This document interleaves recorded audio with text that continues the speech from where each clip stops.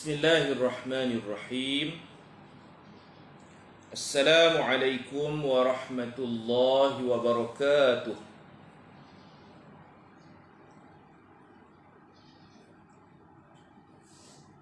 Tuan-tuan, tolong komen suara kedengaran atau tidak. Saya guna mikrofon ni, tuan-tuan tolong komen suara boleh dengar elok atau tak dengar.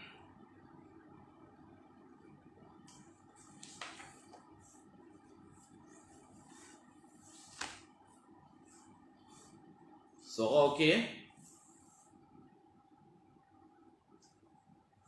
Ada suara? Jelas, alhamdulillah.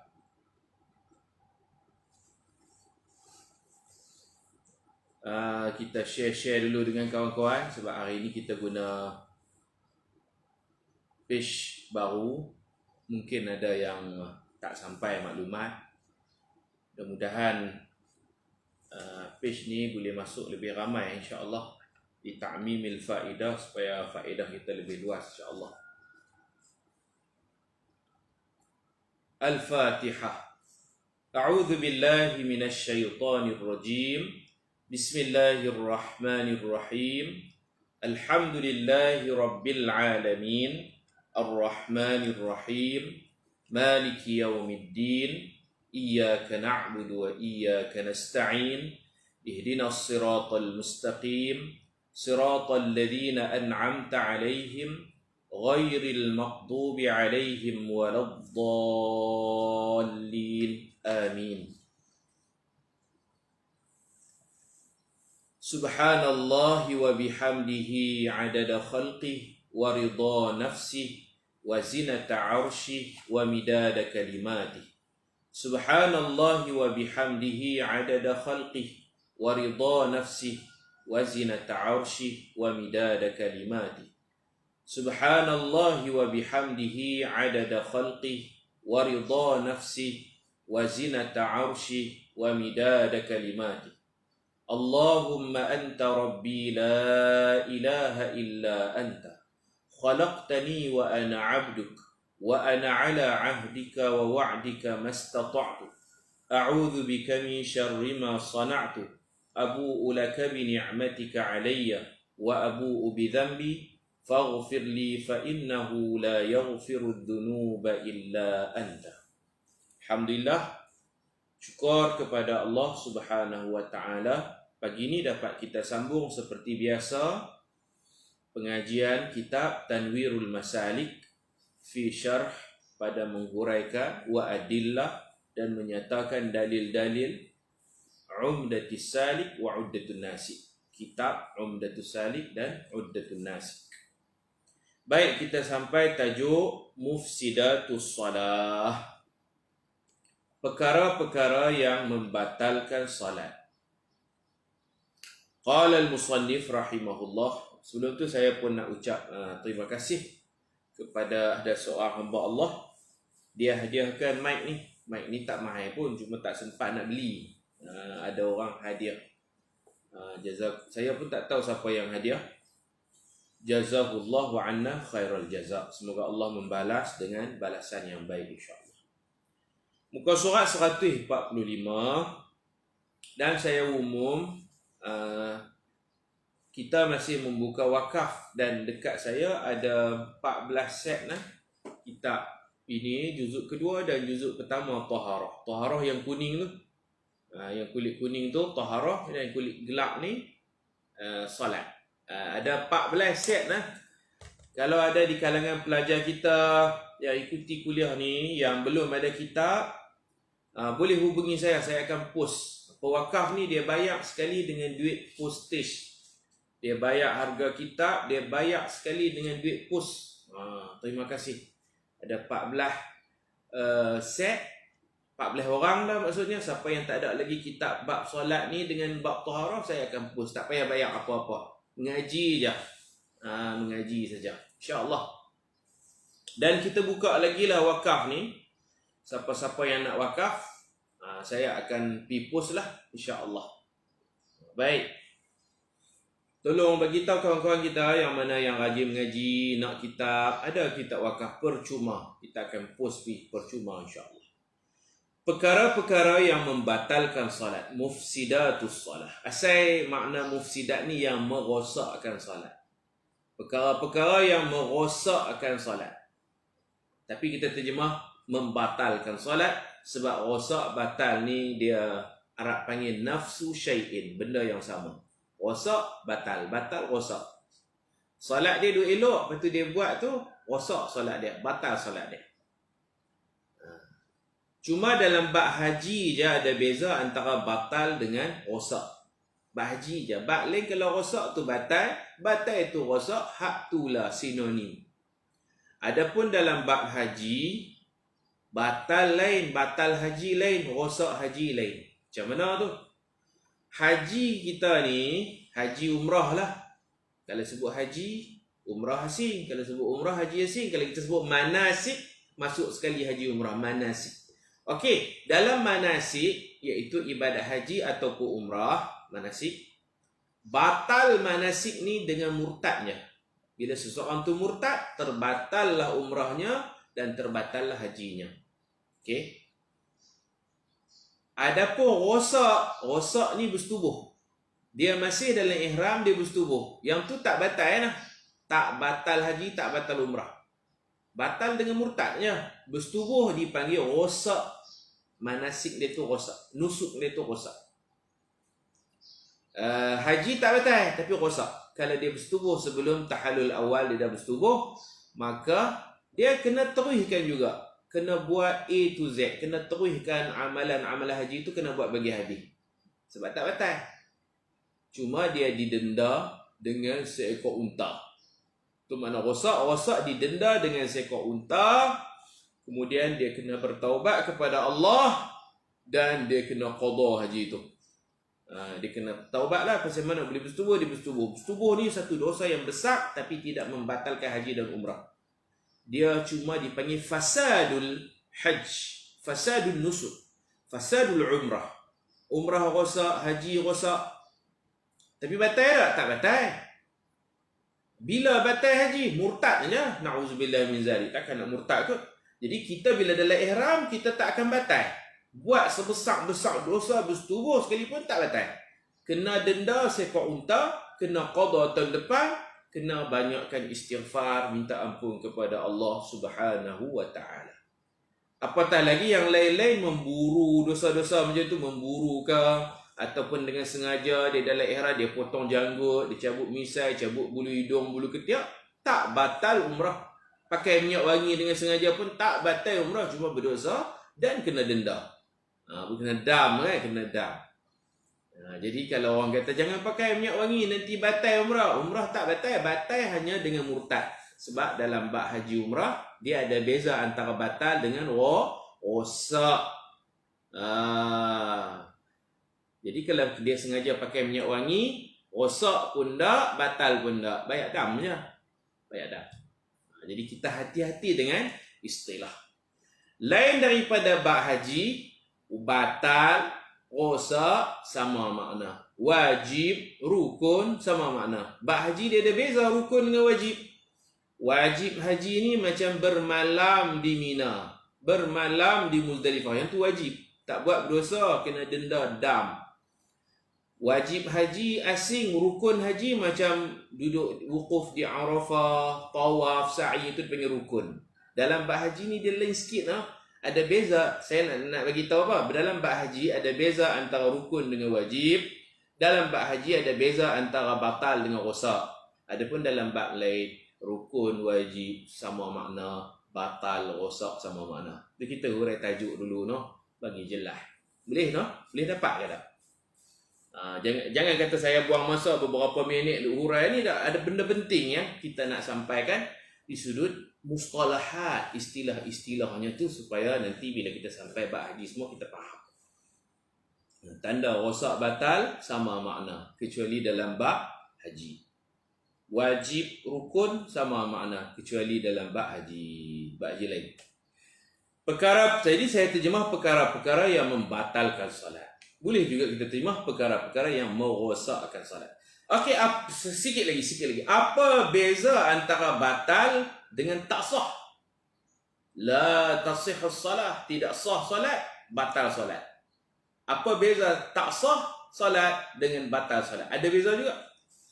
Tak sah ni dari awal-awal lagi tak sah. Contoh, orang tanya ustaz, dia ni ada baju, ada seluar, ada pakaian. Dia pakai underwear.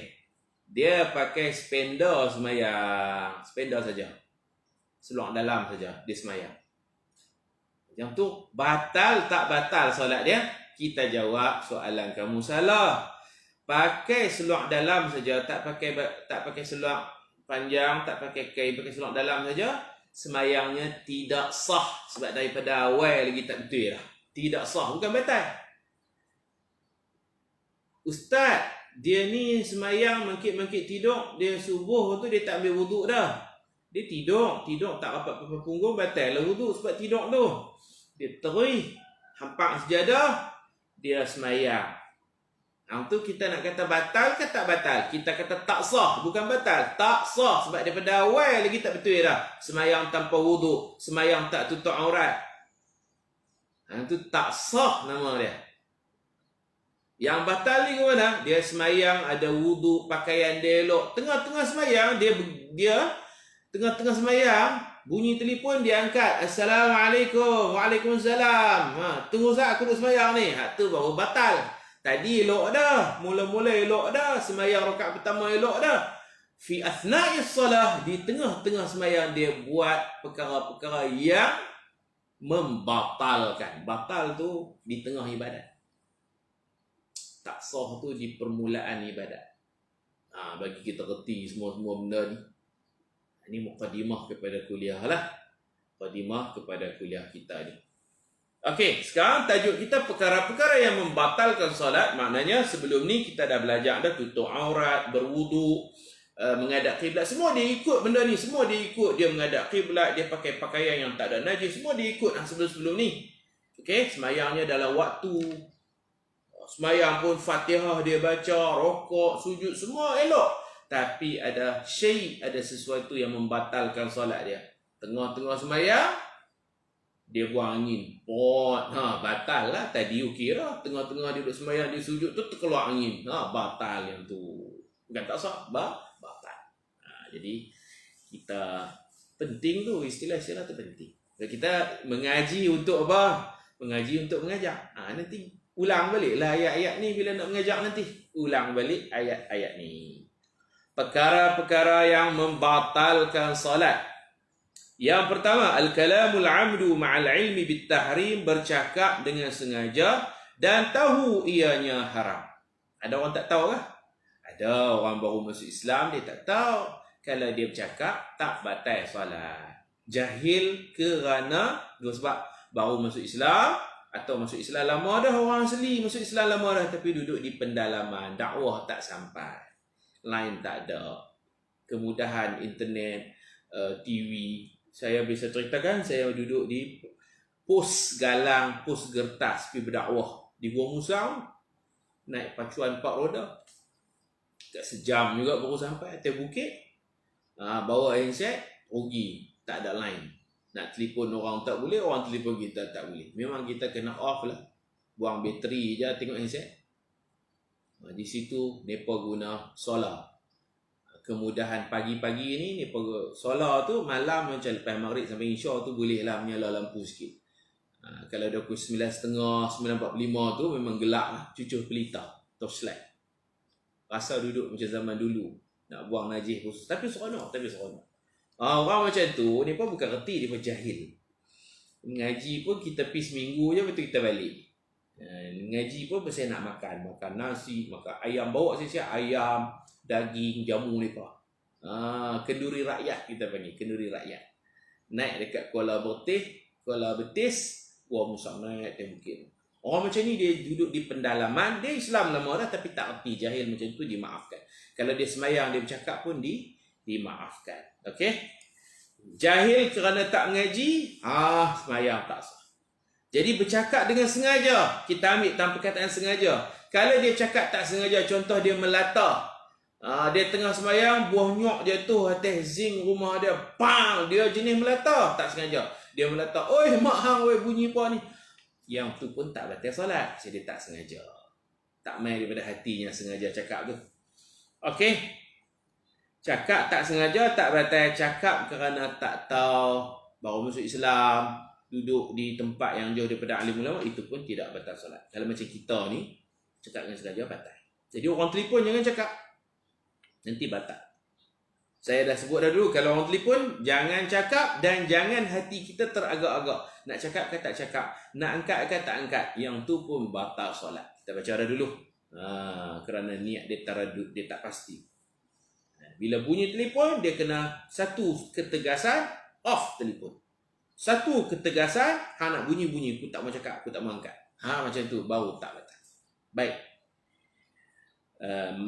Kita baca terjemahan tu. Mata nataqa, apabila dia bercakap dengan dua huruf. Dua huruf ni macam ya. Orang tanya dia, nak pergi beli ikan tak? Dia jawab ya. Ya tu dua huruf, ya, ya. Batal solat dia tanpa keuzuran. Atau satu huruf yang dapat difahami, yang ni pun batal juga. Satu huruf.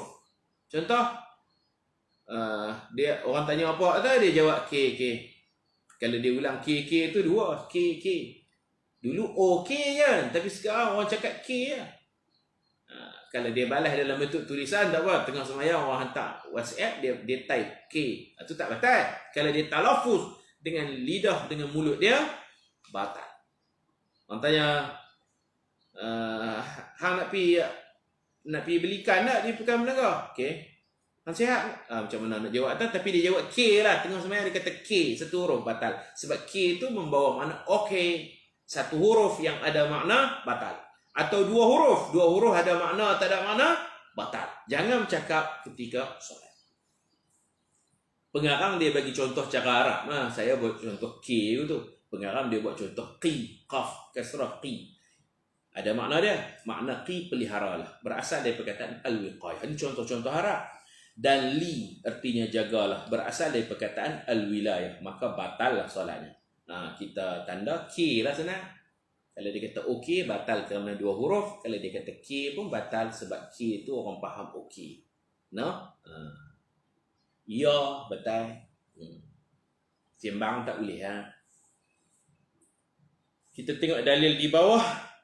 An Abdullah bin Mas'ud radhiyallahu anhu qala, kunna nusallimu ala an-nabiy sallallahu alaihi wasallam fayaruddu alaina.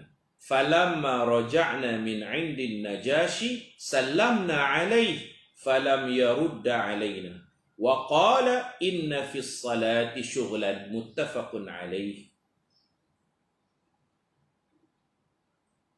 Artinya daripada Abdullah bin Mas'ud radhiyallahu anhu berkata, sesungguhnya dahulu di awal Islam kami memberi salam kepada Nabi sallallahu alaihi wasallam ketika baginda sedang solat. Nabi duduk tengah solat, kami bagi salam. Dan Nabi pun layan. Nabi jawab salam kami, Nabi jawab. Itu di awal Islam. Lalu baginda menjawab salam kami. Nabi jadi imam. Siapa-siapa yang masuk sah tu, Assalamualaikum ya Rasulullah. Nabi tengah duduk jadi imam ni. Tengah duduk baca ni. Boleh jawab. Waalaikumsalam warahmatullahi wabarakatuh. Boleh jawab. Nabi layan lah. Orang bagi salam, jawab. Walaupun tengah sembahyang. Mana boleh berkomunikasi lah di peringkat awal Islam. Boleh gebang, boleh sembang. Dua hala.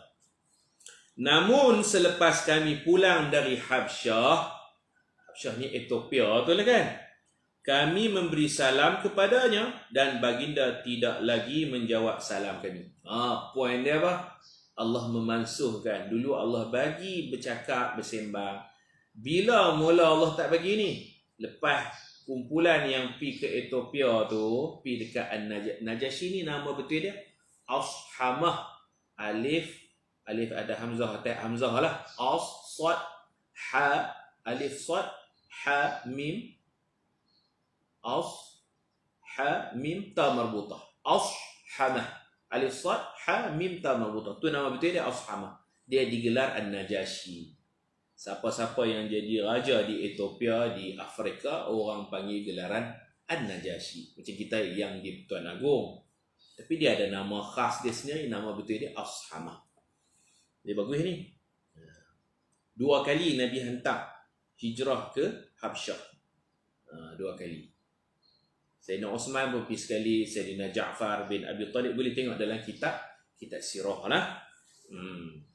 Bila kami balik daripada Habsyah, start daripada tu tak boleh dah sembang dalam solat. Kami bagi salam, Nabi tak jawab. Namun selepas kami pulang dari Habsyah, dari Ethiopia, kami memberi salam kepadanya dan baginda tidak lagi menjawab salam kami. Baginda bersabda, inna fis salati syughlan, sesungguhnya di dalam solat ada kesibukan, yakni munajat dengan Allah Ta'ala. Kita tengok dalil sebelah pula. An Zaid bin Arqam radhiyallahu anhu qala in kunna lanatakallamu fi shalah ala ahdi an-nabiy sallallahu alaihi wasallam yukallimu ahaduna sahibahu bihajatihi hatta nazalat hafizu ala as-salawati was-salati al-wusta wa qumu lillahi qanitin fa umirna bis-sukut, muttafaqun alaih.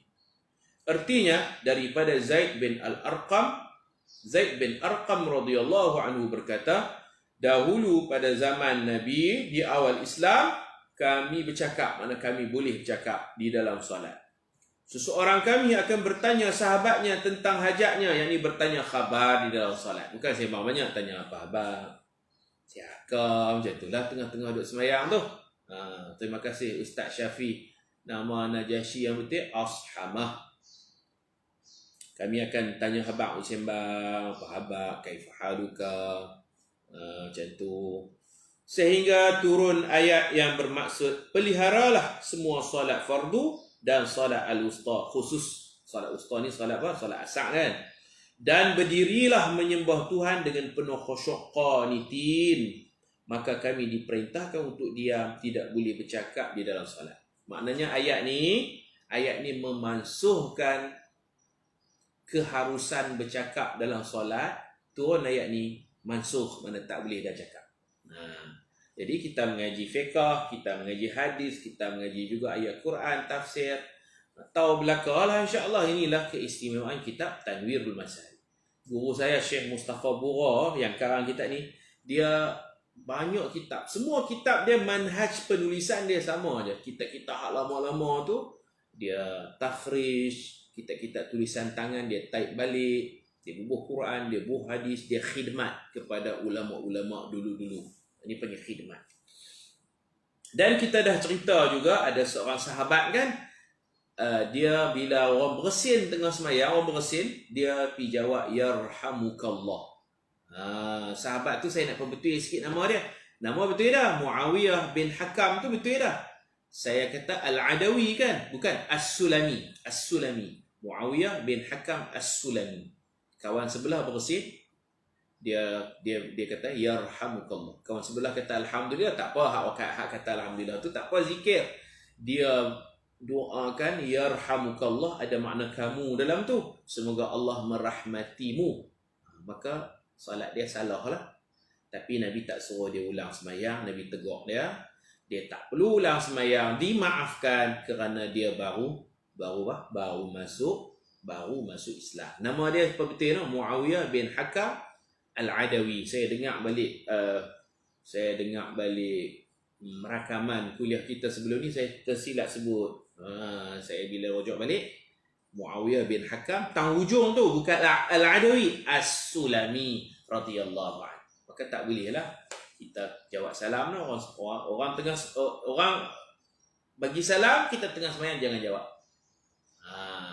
Orang bagi salam, kita tengah semayang di ruang tamu, orang main tekal loceng, orang bagi salam, kita jangan jawab waalaikumsalam, batal solat kita. Dan tak boleh juga kita jawab as-salah. Nak abang kata aku tengah semayang, Salat, batal juga. Tak boleh ya. Yang bolehnya kita guna ayat Quran kita baca Quran kan bagi dia dengar. Tapi niat kita baca Quran. Bismillahirrahmanirrahim. Baca Quran, jadi dia pun dengar, dia duduk semayang baca Quran. Allahu Akbar. Dia dengar. Tak apalah, zikir boleh, doa boleh. Zikir, doa boleh. Jawab salam tak boleh. Cakap Arab apa pun tak boleh lah. Bersembang tak boleh. Baik. ketawa batal tak? Ketawa kan bunyi dua huruf ha ha ha. Ha tu HA tu batal. Tengah sembahyang pergi gelak. Batal. Menangis batal je. Tengah sembahyang menangis. Kecuali menangis kerana akhirat dia faham ayat. Faham ayat dia mai satu perasaan dia tahan tak mau menangis. Tahan termenangis. Yang tu tak apa. Ghalabahul buka Arab lagi. Dia tahan tak mau menangis pun termenangis juga. Kalau dia saja buat-buat menangis, dia pimpin qiyam mulai, dia di imam, dia pimpin qiyam mulai, dia saja buat-buat menangis. Wama ajru. Dia saja buat-buat supaya dia tak tahu apa niat dia nak dapat duit lebih ke apakah dia di imam tu dia buat riau tak riau pun. Yang tu batal solat. Kita disuruh baca Quran dan menangis. Kalau tak boleh menangis, kita buat-buat menangis. Yang tu mana? Yang tu luar semayang. Kita buka Quran, kita baca Quran. Nabi kata, fabku, menangis. Fa'illam tabku, kalau hampa tak boleh menangis, fatabakau, buat berlakon, usahakan menangis, buat nak menangis. Itu luar semayang. Dalam semayang, jangan menangis yang dibuat-buat. Menangis buat-buat ni batal solat. Merengek. Tengah semayang merengek batal. Berdehem batal. Batal. Meniup. Dia nak sujud tu dia tiup. Bunyi tu kan. Bunyi daripada mulut dia. Batal.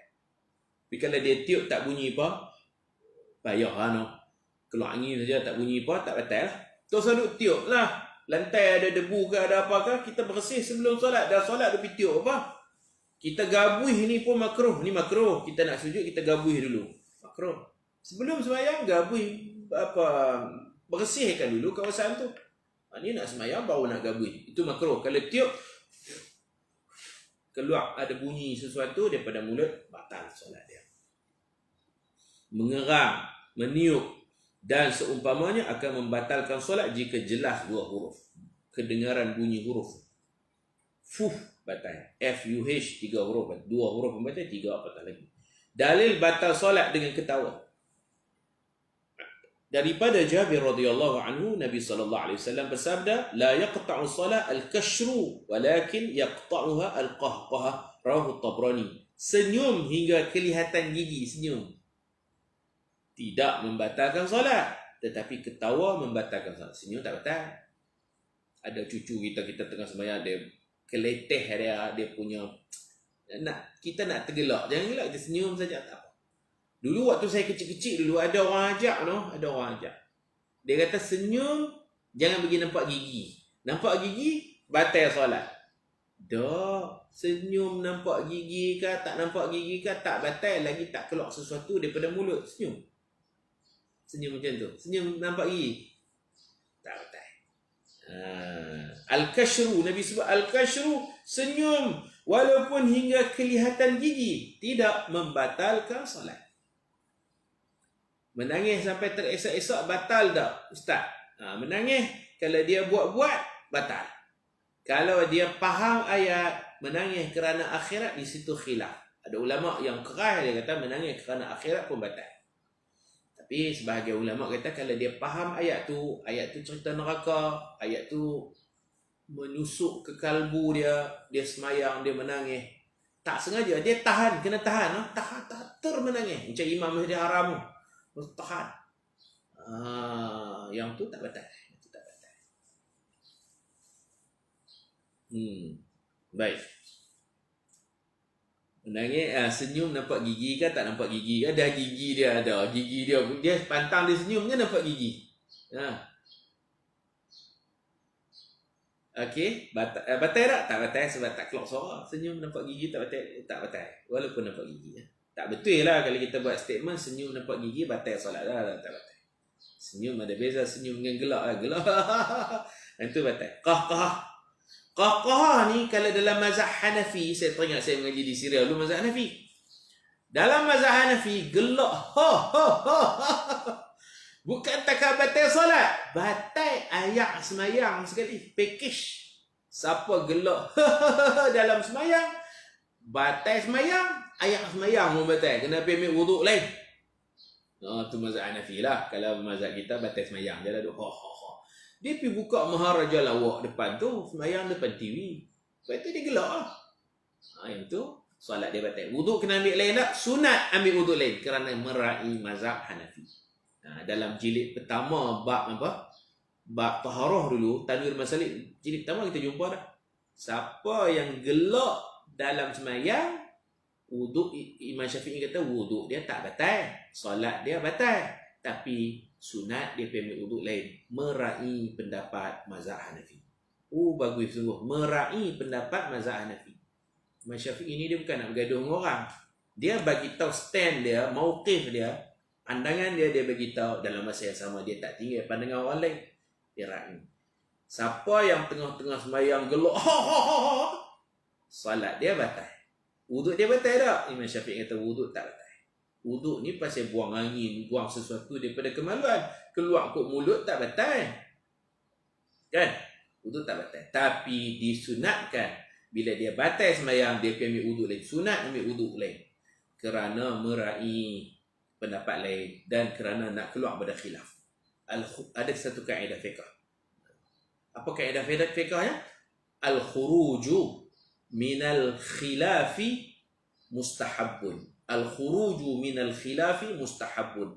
Keluar dari khilaf disunatkan. Atau kita kali disunatkan keluar daripada khilaf. Disunatkan keluar daripada khilaf. Dah ada mazhab lain kata batal, Imam Syafi'i kata pergi ambil wuduk lain lah. Baik, saya tak sempat baca komen tadi, baik saya tengok dulu. Kalau ada yang saya tertinggal, nanti saya jawab dengan tulisan lah insya-Allah. Assalamualaikum Ustaz. Waalaikumsalam warahmatullahi wabarakatuh. Ustaz, kalau alih dahi sebab ada benda terasa di tempat sujud dengan sengaja atau tak sengaja, apa hukumnya? Baik, kalau dia sengaja, dia tak, lepas tu dia angkat dahi, dia tak pula sekali lagi, yang tu dikira sujud dia banyak kali, batal salat. Kalau dia tak sengaja, dia tak nampak benda tu tajam. Semalam saya sebelum mengajak ni, saya baca dulu kitab Fathul Wahhab Al-Malik.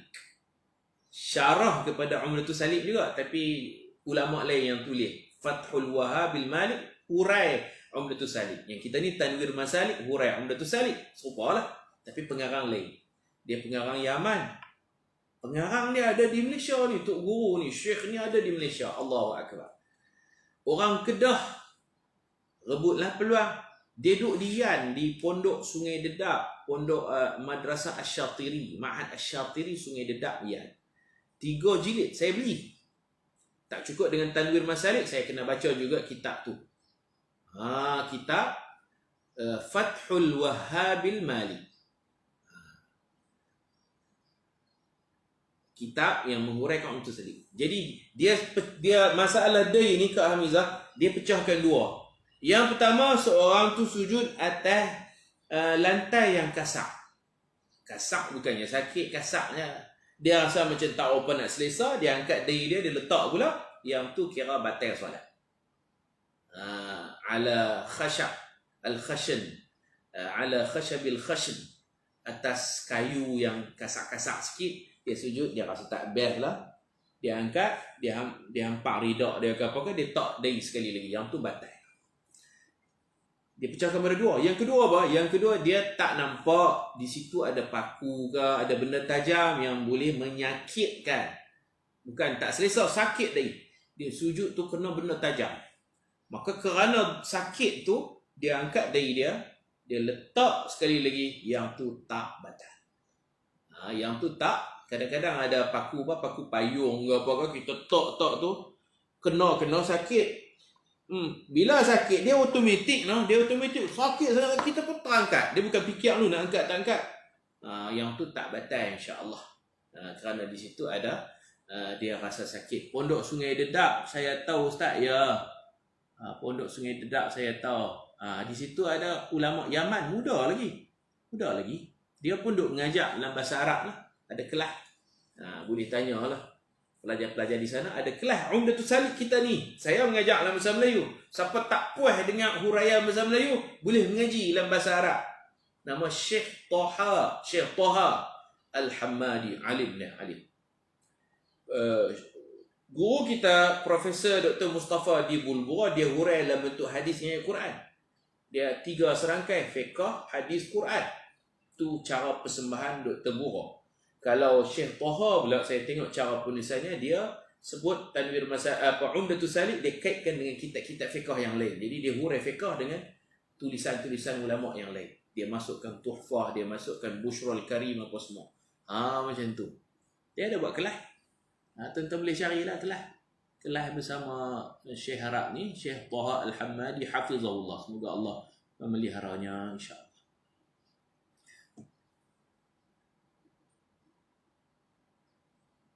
Okey, baik. Jelas subhanallah, Syekh Taha. Ya, Syekh Taha. Nama anak Ustazah Iman pun nama Taha juga. Elok tu, Syekh Taha Al-Hammadi. Duduk dekat dengan kita. Tapi PKP saya tak boleh pergi lah. Dia duduk di Sungai Dedak, Yan, Ma'had Asy-Syatiri. Dia menjadi guru fiqh. Mereka ada kelas berbahasa Arab untuk pelajar-pelajar yang senior lah kan. Di pondok tu mengaji kitab Jawi. Kitab Arab masuk kelas dia. Syekh Taha Al-Hammadi. Boleh carilah, mungkin ada dalam YouTube ke apakah, cuba type Syekh Taha Al-Hammadi. Dia seorang yang alim fiqh. Muda lagi. Berumur sikit lah daripada saya. Saya muda lagi lah. Saya lebih muda lagi. Baik. Okey, kita tengok lagi. An Jabir radhiyallahu anhu, su'ila 'anil rajul yadhaku fi as-salah, qala yu'idu as-salah wa la yu'idu al-wudu'. Ini mazhab kita nah. Rawahu Abu Ya'la wa rijaluhu rijalun sahih. Rijalus sahih. Wa rijaluhu rijalus sahih. Tak ada tanwin tu. Wa rijaluhu rijalus sahih. Bukan rijalun as-sahih. Betul lah. Rijalus sahih. Artinya daripada Jabir radhiyallahu anhu, beliau ditanya tentang hukum ketawa. Ketawa ni gelak sampai keluar suara di dalam solat. Jadi orang tanya Sayyidina Jabir jawab. Dia jawab ni, dia tak boleh ijtihad dengan pandangan dia sendiri. Tentulah jawapan Sayyidina Jabir ni ambil daripada Nabi juga. Tentulah jawapan dia ambil daripada Nabi juga. Kalau dalam ilmu mustalah hadis, dia panggil hadis ni mauquf. Hadis ni keluar daripada mulut sahabat, tapi fi hukmil marfu'. Al-mauquf fi hukmil marfu', sahabat jawab, tapi hakikatnya Nabi yang jawab. Pasal apa dia tak kata aku dengar Nabi kata begini-begini? Dia tak sandar kepada Nabi. Mungkin kerana dia tak hafal. Sahabat ni kalau dia hafal sebiji perkataan Nabi, baru dia akan kata aku dengar Nabi berkata statement dia begini. Kalau dia tak dengar sendiri sebiji, dia tak ingat sebiji sepatah-sepatah tu, dia akan olah guna bahasa dia sendiri. Walaupun bahasa tu bahasa sahabat, statement kenyataan sahabat, tapi dalam kes-kes hukum hakam ni dipanggil dianggap seperti hadis Nabi sendiri. Orang panggil hadis mauquf fi hukmil marfu'. Tak apalah, itu istilah hadis lah, satu subjek yang lain. Ya. Sana cawangan untuk kerubat Tarim Hadramaut, masya-Allah, betul ya lah. Orang panggil Habib Salim kan?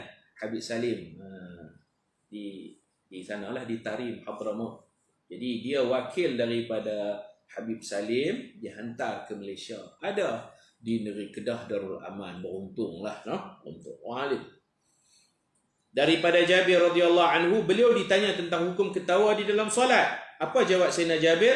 Beliau berkata, ulang solat dan tidak perlu ulang wudu. Kita pegang ni lah mazhab Syafi'i. Okey, terus muka surat 147. Saya baca terjemahan saja. Jika bercakap kerana keuzuran, macam mana keuzuran? Seperti melatah, atau tak betul, tak sengaja. Atau ketawa yang tidak dapat ditahan. Dia tengah sembahyang, ada orang duk keletek dia pula dah. Jahat sungguh. Dia tengah sembahyang, ada orang duk keletek dia tahan. Tergelak. Tak dapat ditahan, tergelak. Atau batuk pun kena tahan. Tak mau batuk, tapi terbatuk je. Beza, batuk yang ditahan beza. Bukan batuk yang dilepaskan yang ditahan. Dia tak mau batuk, terbatuk juga. Jadi kena kontrol lah. Tengah sembahyang jangan batuk. Kalau boleh jangan batuk. Usaha jangan batuk. Terbatuk, tak apa, tak batal. Atau bercakap dalam keadaan terlupa. Saya buat contoh hari tu kan, Tok Imam tengok tikuih keluar kan. Daripada dinding surau tu, keluar tikuih, ada lubang. Tok Imam pun kata, tu dia besarnya tikuih. Jadi dia cakap dalam keadaan tak sengaja, mungkin melatah ke apa ke, tak sedap kata semaya, maka yang tu tak batal. Tapi syarat dia 6 patah perkataan lah. Tak sengaja tak batal, 6 patah perkataan. Siapa ulama kata 6 patah tak batal? 7 patah batal. 6 patah tak sengaja melatah tak batal, 6 kalimat. Siapa? Mengambil daripada hadis Nabi. Nabi pun biasa cakap 6 patah perkataan. Nabi masih dalam semayang, tapi Nabi terlupa, Nabi cakap. Peristiwa Nabi semayang 2 rakaat, salat tengah hari, Zuhur atau Asar. 2 rakaat Nabi dah bagi salam di Madinah. Baru 2 rakaat bagi salam dah. Selalu 4, bukan musafir, di Madinah 2 rakaat bagi salam. Sahabat pun tercengang-cengang. Mungkin Allah memansuhkan daripada 4 tu, Allah bagi kebenaran untuk buat 2, ataupun rukhsah kelonggaran daripada 4 boleh buat 2 walaupun tak musafir. Jadi sahabat pun tak tahu. Dah Nabi bagi salam, ni apa-apa lagi bagi salam. Sebab kalau ikuti kuliah ni, semayang ni asalnya 2 rakaat. Bila Nabi pergi Madinah ditambah jadi 4. Kan? Bila musafir dikurangkan jadi 2 balik, qasar. Jadi Nabi di Madinah jadi imam, Nabi lupa. Allah bagi Nabi lupa. Bukan selalu lupa. Sekali-sekala Allah lupakan Nabi. Sebab tu dalam Quran Allah sebut Nabi ni bukan pelupa, illa masya Allah, kecuali kalau Allah kehendaki Allah lupakan Nabi untuk bagi ilmu, untuk syariat hukum. Baru 2 rakaat. Salat Zuhur atau Asar. Khilaf syakkur rawi, perawi tak ingat Zuhur ke Asar. Yang penting semayang tu patutnya 4 rakaat, Nabi semayang 2 rakaat, Nabi bagi salat. Lupa mana macam? Bukan takat bagi salam, Nabi berjalan keluar masjid. Bagi salam, selalu duduk wirid dulu, Nabi berjalan. Ada satu tempat duduk, kayu yang melentang, macam pangkin, macam ndui tu. Ada satu kayu di tepi masjid, Nabi naik duduk atas kayu tu. Macam ada wakaf lah, pondok kan. Duduk situ. Tapi tak tangan macam tu. Seakan-akan Nabi ni ghadban, macam marah kat orang ke apa ke dalam hadis sebut. Muka Nabi ni macam ada masalah lah. Nabi memang ada macam-macam masalah. Jadi kerana masalah tu menyebabkan solat Nabi lupa. Nabi rasa macam semayang 4 rakaat, padahal semayang 2 rasa macam 4. Kan Nabi ragu-ragu tak? Nabi yakin 4, padahal Nabi buat 2. Nabi duduk di atas kayu tu macam tu.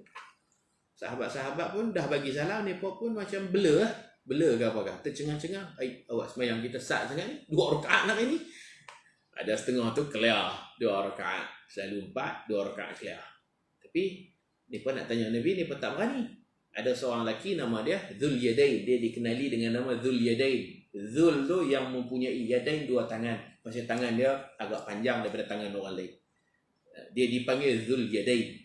Istilah dia lah. Nama betul dia saya tak ingat nama apa, kena tengok dalam syarah hadis. Dhul Yadain ni memberanikan dirinya pergi dekat Nabi yang sedang duduk atas kayu, duduk atas pelantak tu. Dhul Yadain ni mai tanya Nabi dengan penuh adab. Nusita am qassarta ya Rasulullah?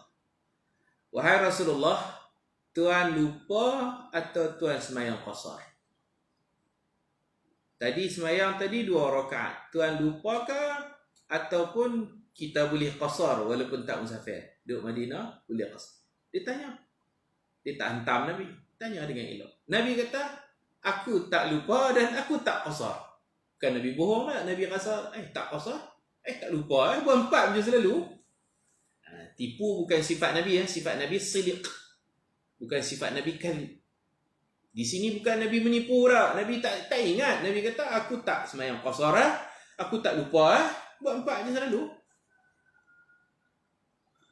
Macam itulah. Tapi Nabi tak gunalah ayat saya tak lupa, saya tak qasar. Nabi tak cakap begitu.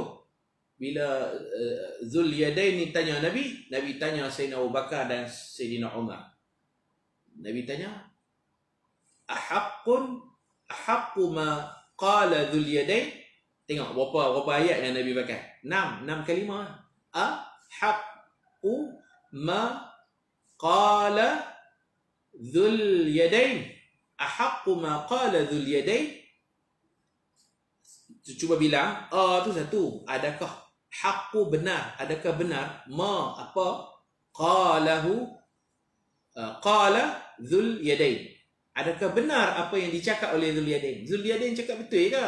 Maksudnya dia kata aku sembahyang 2 rakaat, dia kata aku sembahyang tak cukup 4. Nabi tanya Sayyidina Abu Bakar dengan Sayyidina Umar. Nabi tengok Sayyidina Abu Bakar, Sayyidina Umar, Nabi tanya, ahaqqu ma qala Dzul Yadain? Bilang, ahaqqu ma qala Dzul Yadain. Berapa? 6. Nabi cakap. Mana cakap tu duduk tengah sembahyang lagi tu. Nabi ingat habis dah. Nabi dah bagi salam. Satgi Nabi sambung balik rakaat ketiga 4. Maka Sayyidina Abu Bakar dengan Sayyidina Umar pun hangguk kepala mengisyaratkan betul. Dzul Yadain cakap betul. Nabi sembahyang 2 rakaat. Maka Nabi pun berjalan balik masuk ke saf depan. Nabi terus Allahu Akbar, rakaat ketiga tu sambung.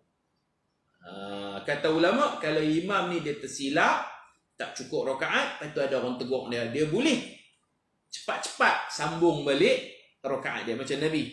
Nabi tak mulakan sembahyang, Nabi sambung rakaat ketiga, rakaat keempat, kemudian Nabi duduk tahiyat akhir cara iftirash, duduk tahiyat akhir cara duduk atas kaki kiri, baca kaki kanan.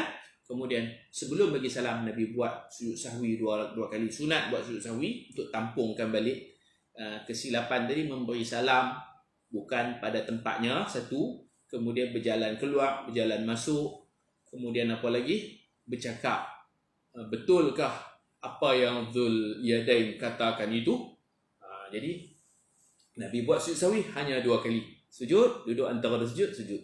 Sebab tu kata ulama, kita kalau ada kealpaan, kecuaian apa, walaupun banyak, sujud sahwi hanya 2 kali. Sujud sahwi hanya 2 kali. Nabi lupa banyak tu. Nabi bagi salam bukan tempatnya. Satu, tu lupa tu. Nabi bagi salam bukan pada tempatnya. Satu. Yang kedua, Nabi berjalan. Pak, ikutnya berjalan 3 langkah batal kan? 2 langkah tak apa. Nabi berjalan.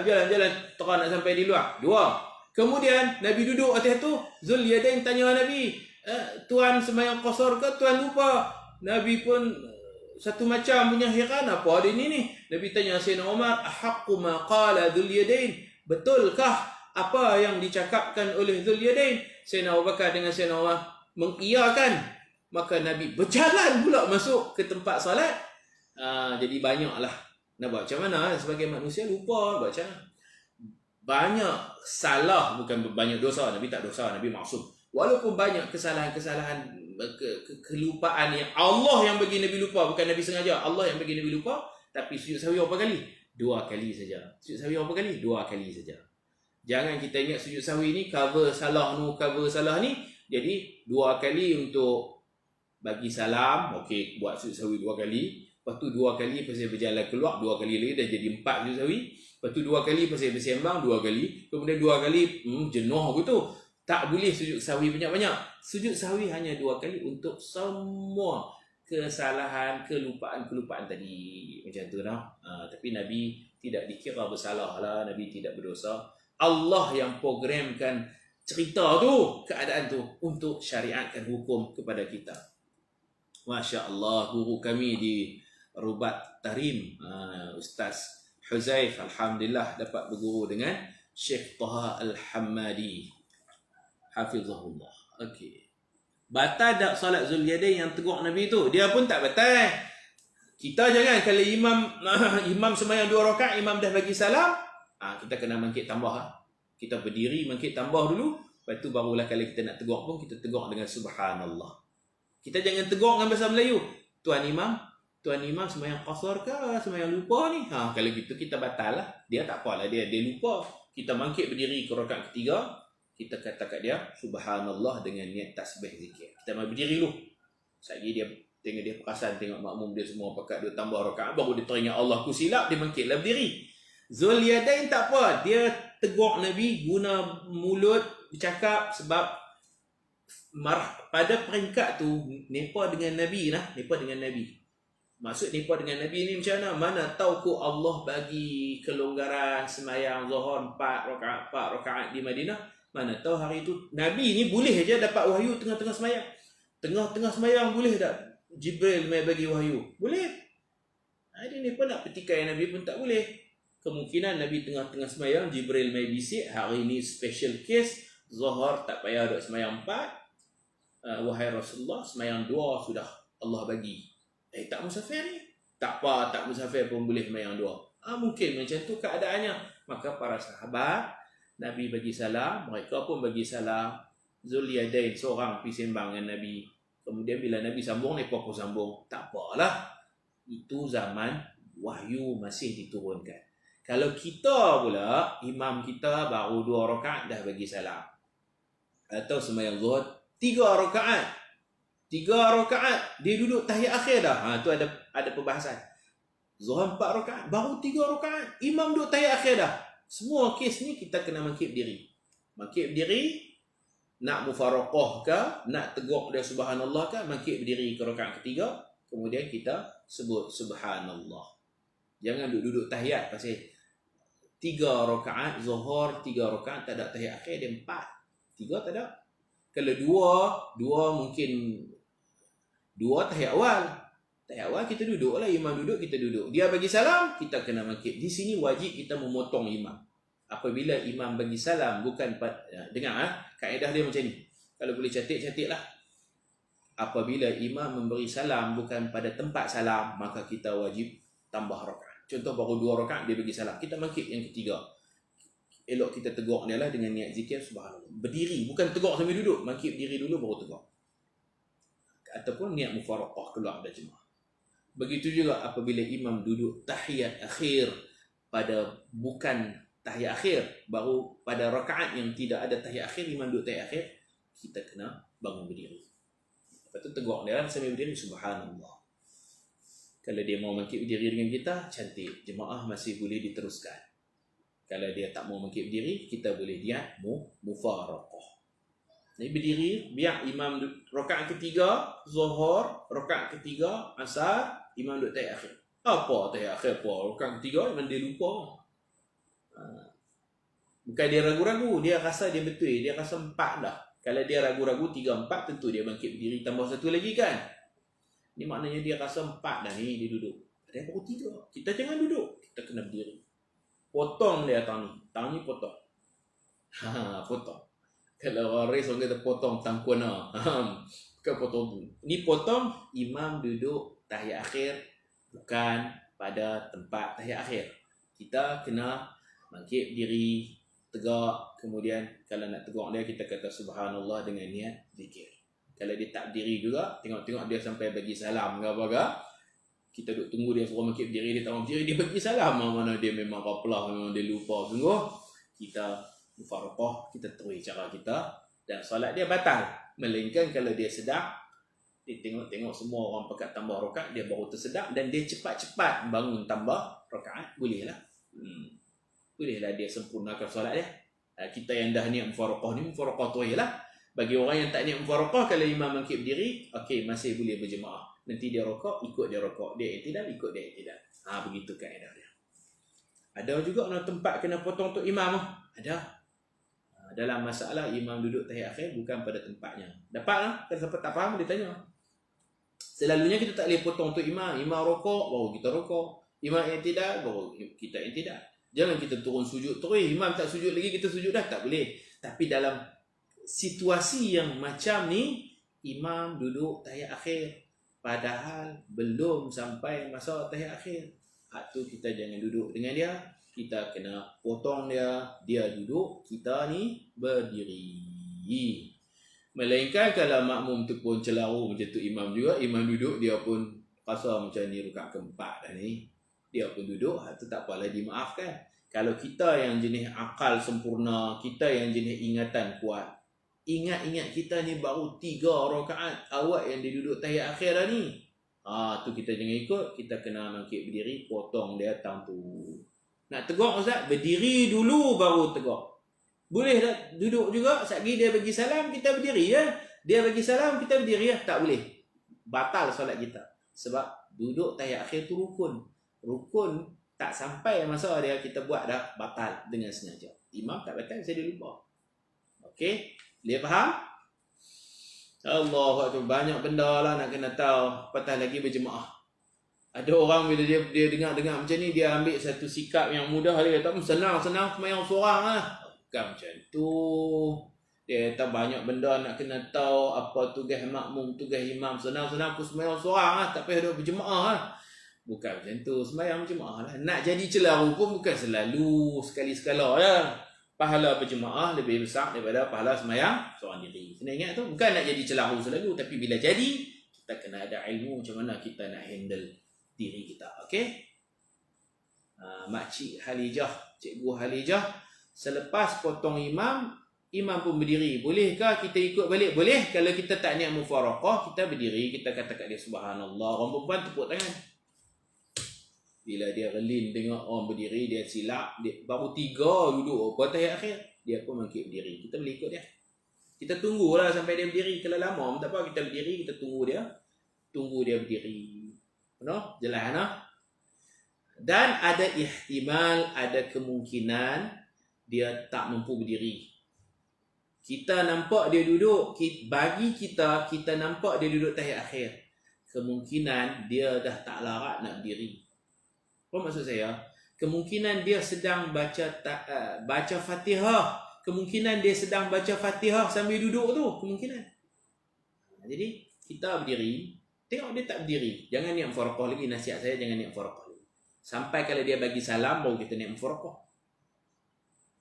Katakan dia tak bagi salam, kita berdiri, kita potong dia berdiri. Kita ingat dia baca tahiyat akhir, rupa-rupanya dia duduk baca Fatihah.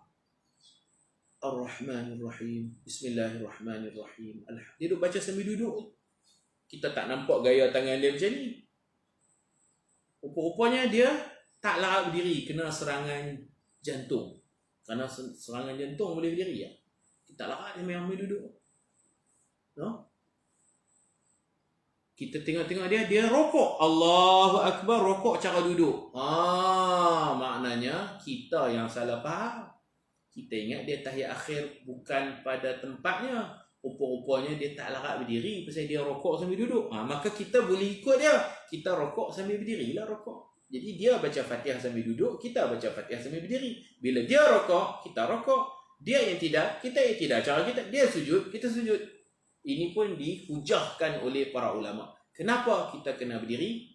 Sebab kemungkinan kita nampak imam duduk tahiyat akhir. Padahal dia bukan duduk tahiyat akhir.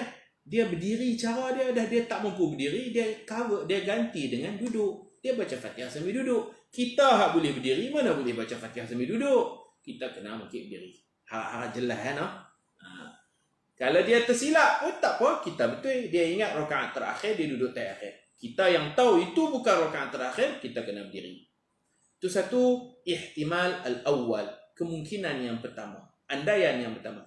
Andai kata dia tahu memang itu rakaat ketiga, belum rakaat keempat. Dia tahu.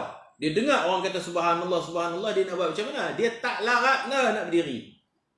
Saya buat contoh serangan jantung. Saya pun tak tahu orang kena serangan jantung ni boleh makin berdiri ke tak. Jadi dia pun sembahyang duduk.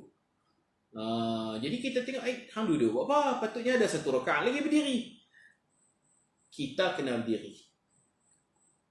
Nasihat saya, jangan niat mufaraqah lagi, berdiri, baca Fatihah, kita kata subhanallah, subhanallah, dia tak mau dengar juga, berfikir dia. Kalau dia bagi salam, kita niat mufaraqah. Kalau dia tak bagi salam, tengok-tengok dia rokok sambil duduk, kita pun cantik dah baca Fatihah habis dah, kita rokok. Cara kita, jemaah masih boleh diteruskan. Okey, jelas? Kena ngaji tahu lah no? Masalah-masalah ni kena ngaji baru kita dapat tahu. Poin dia, baru rakaat 3 imam duduk dah, kena berdiri. Tarawih biasa jadi tarawih. Satu tempat tu, baru satu rakaat imam duduk tahiyat akhir dah. Tarawih kena sembahyang berapa rakaat? 2 kan? Baru satu rakaat imam duduk, siap duduk tawaruk, duduk saya ingat tu lagi. Apa makmum kena buat? Makmum kena berdiri. Nak niat mufaraqah ke, nak tegur dia ke, berdiri dulu, subhanallah. Kalau dia makib berdiri, cantik. Kalau dia tak makib berdiri, dia bagi salam, kita mufaraqah. Kalau dia tak makib berdiri, rupanya dia baca tahiyat sambil duduk, mana dia tak larat. Dia buka puasa makan banyak, dia tak larat. Rakaat pertama dia sambil berdiri, rakaat kedua dia tak larat, dia baru sambil duduk. Ataupun dia nak test kita, hampa mengaji tanwir masalik, hampa mengaji, hampa takkan tak faham kot. Aku nak sembahyang duduk. Jadi kita duk ingat dia lupa rakaat. Rupa-rupanya dia sembahyang tu dia baca Fatihah sambil duduk. Jadi kita boleh ikut dia. Nanti bila dia rokok sambil duduk, kita rokok sambil berdiri. Jemaah masih boleh diteruskan. Apa yang saya cakap ni semua ada dalam kitab, no? Andaian pertama imam lupa, andaian kedua imam tak larat berdiri, semua tu disebut dalam kitab-kitab fiqh. Baik. Apa lagi?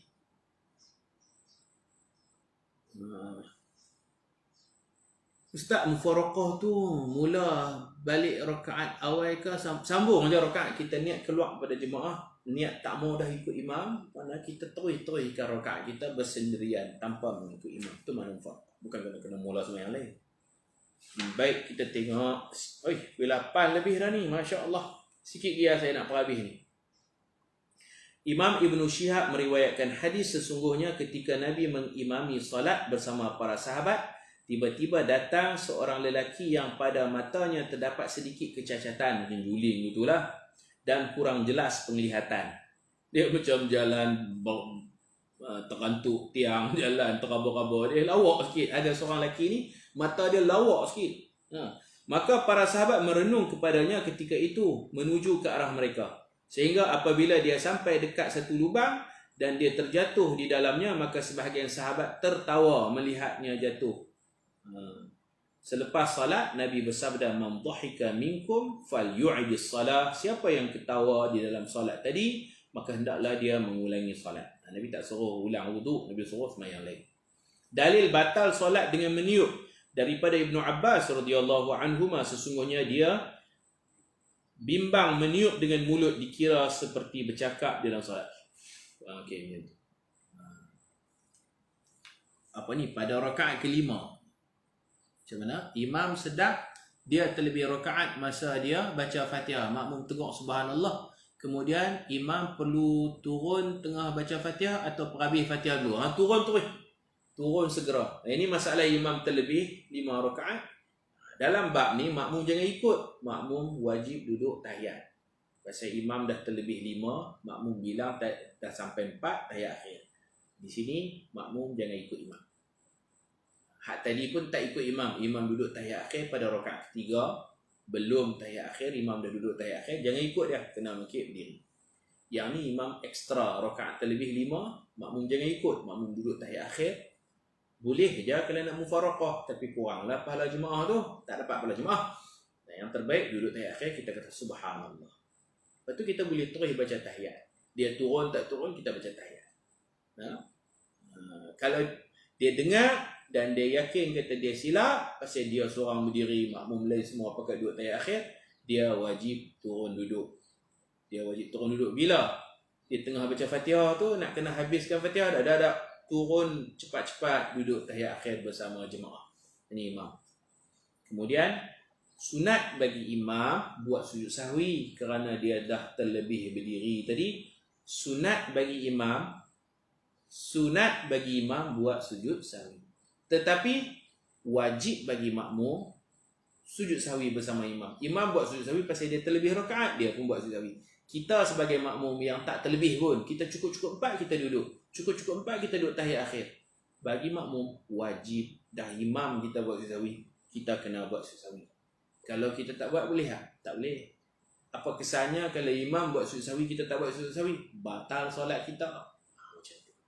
Apa pula nak sujud sahwi? Kami semua sembahyang 4, dia seorang lebih 5. Jangan cakap macam tu. Imam sunat sujud sahwi, kita hak belakang wajib sujud sahwi dengan dia.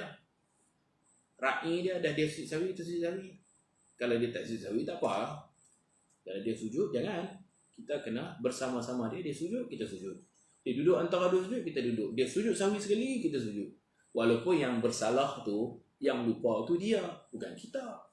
Apa kena mengenal kami? Jangan duk cakap macam tu nah.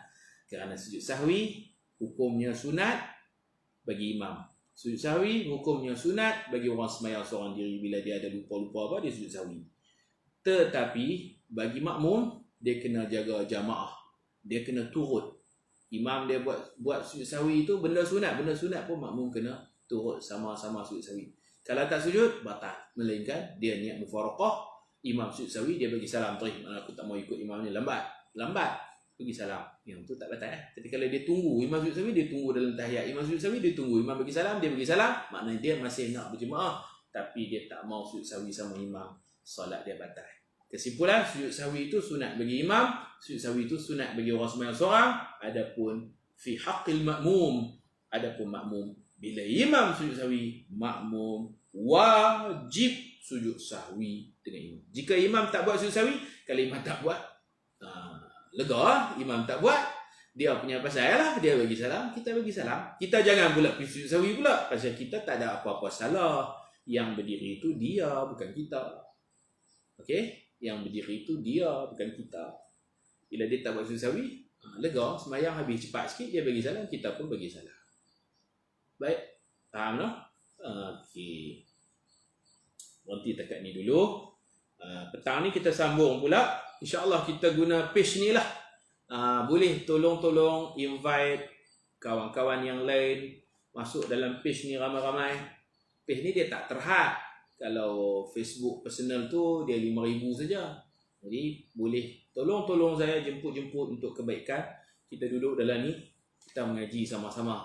InsyaAllah doakan saya mudah-mudahan sihat, afiat, dan Allah Ta'ala pemudahkan semua urusan kita. Saya umum tadi di awal kuliah ada 14 set yang diwakafkan kepada saya. Jilid 1 dan jilid 2. Jilid 1 hak warna kuning tu, jilid 2 hak warna hitam ni.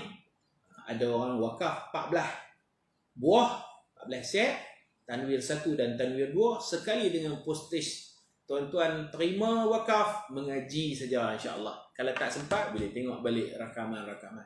Yang penting ada himmah, ada semangat untuk belajar. Belajar dengan niat nanti nak mengajar pula. Kalau saya mati pun tak apalah. Ramai anak-anak murid ni yang boleh sambung ilmu. Ilmun yuntafa'u bih. Ilmu yang dimanfaatkan, disebar-sebarkan. InsyaAllah. Barakallahu fikum wa nafa'ana bi wa bikum jami'an.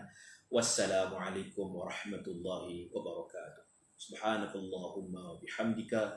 Asyhadu an la ilaha illa anta. Astaghfiruka wa atubu ilaik. Bismillahirrahmanirrahim. Wal 'ashr. Innal insana lafi khusr illa alladhina amanu wa 'amilus shalihat wa tawasaw bil haqq wa tawasaw bis sabr.